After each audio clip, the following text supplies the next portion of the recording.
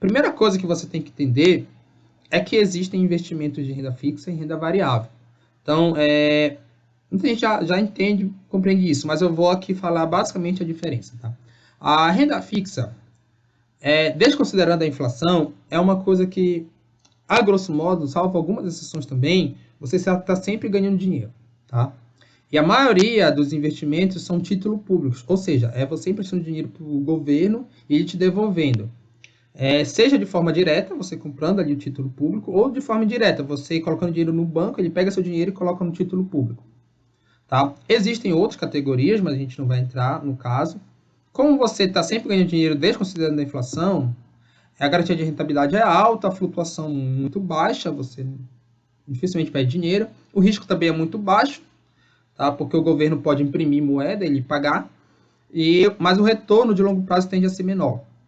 Já a renda variável inclui todas as modalidades de investimento que você pode potencialmente, né, colocar dinheiro e rapidamente perder, tá? Porque varia no sentido de que vai para baixo, para cima, independente da inflação.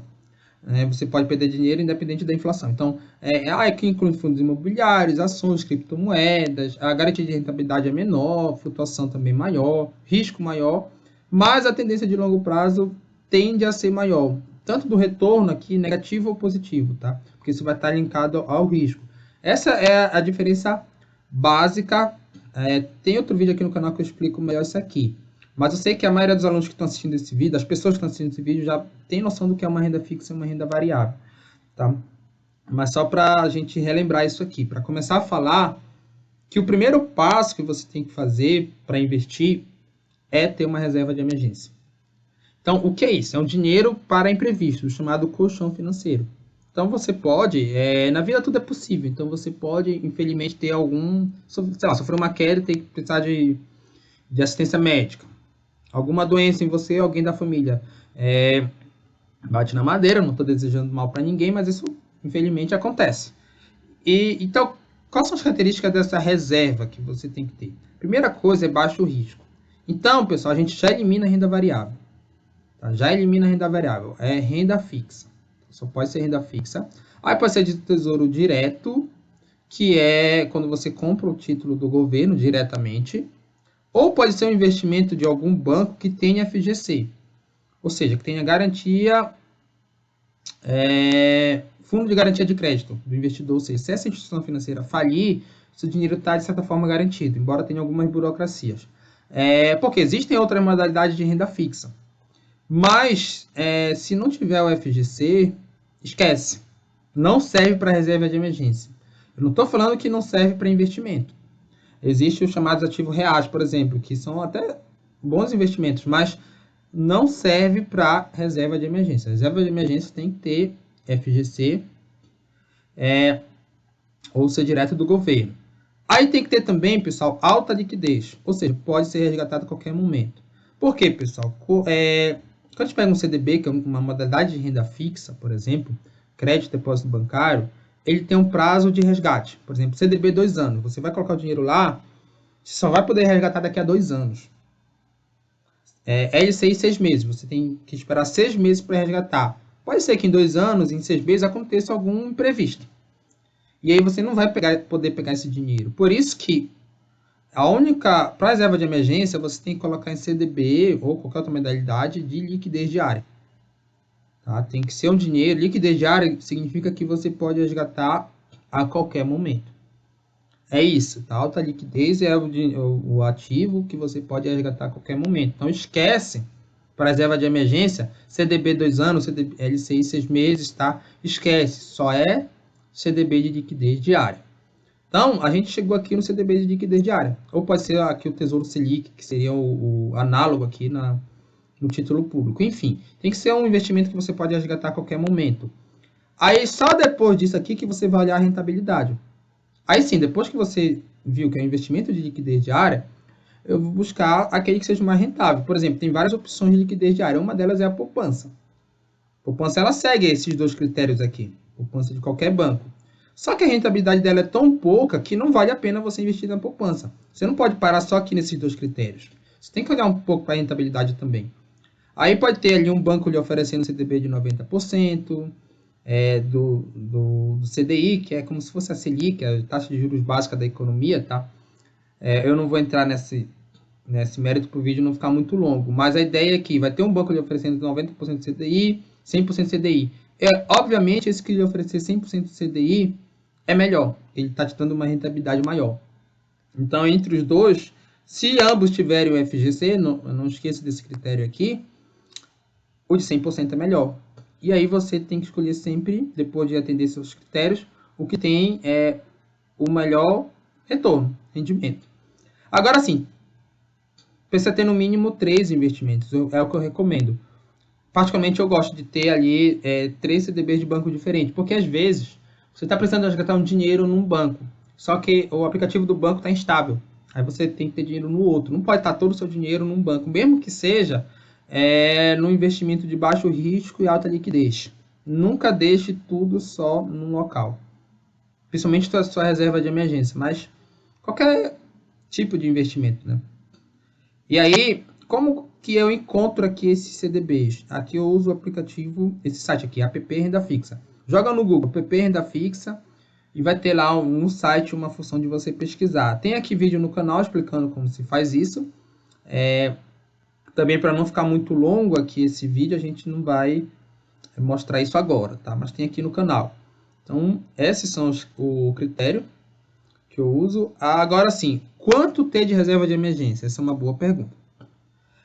Mas para você responder ela, você precisa aqui responder outras também.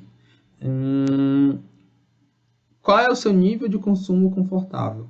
Então, eu vou chamar aqui NCC. Isso aqui não é bem o que você quer fazer da sua vida, mas é aquilo que o mínimo que você tem que ter para a sua vida diária, para você ter o conforto que você quer. Por exemplo, você chegou à conclusão que seu nível de consumo confortável, consumo, né? Focado aqui não em patrimônio, mas em consumo, é R$3.000. Preciso de R$3.000 todo mês para viver bem, por exemplo. Podia ser mais ou menos, isso é subjetivo. E eu ganho 4.000 hoje. Então, eu consigo poupar R$1.000. E aí, eu já tenho esses dados aqui, né? Só que antes de eu calcular aqui quanto eu preciso ter de reserva de emergência, eu preciso ver como é que vem minha renda. Eu tenho R$4.000, mas de onde é que vem essa minha renda? Porque se você é um funcionário público estável, a sua reserva de emergência não precisa ser tão alta. Porque, por exemplo, o risco de você perder o seu emprego é praticamente zero. Então, o que é que você faz?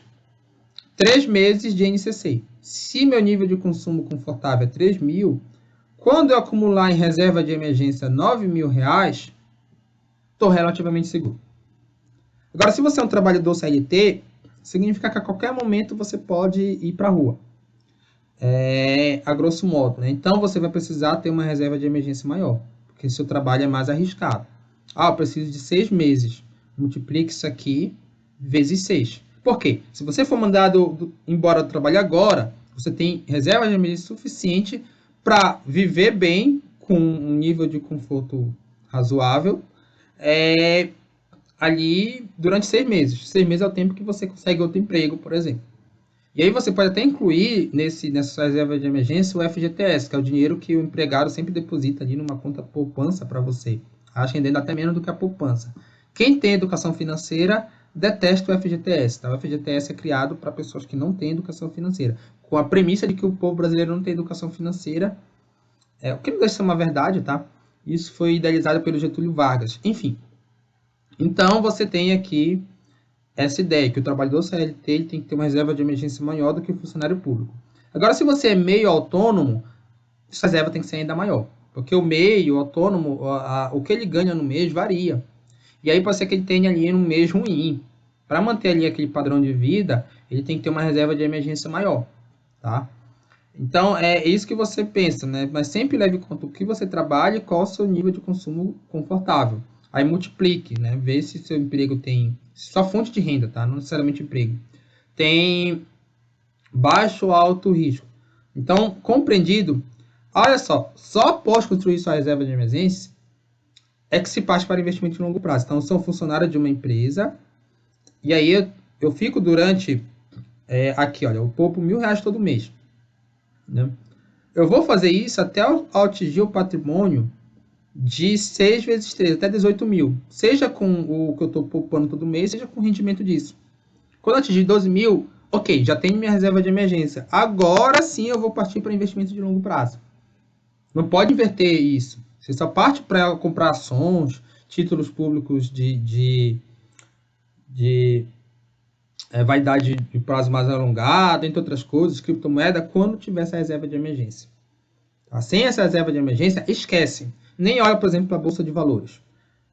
Só quando você tiver essa reserva de emergência, aí sim você pode ficar mais tranquilo. Por isso que o nome é colchão financeiro, né? Para você, ou travesseiro financeiro, para você meio que dormir sem preocupação. Se dinheiro lhe causa, se acumular dinheiro, investir lhe causa problema, você está investindo errado. Porque teoricamente, investir não é para lhe dar dor de cabeça, não é para lhe dar problema, nem nada disso. É para você ficar mais confortável. Beleza?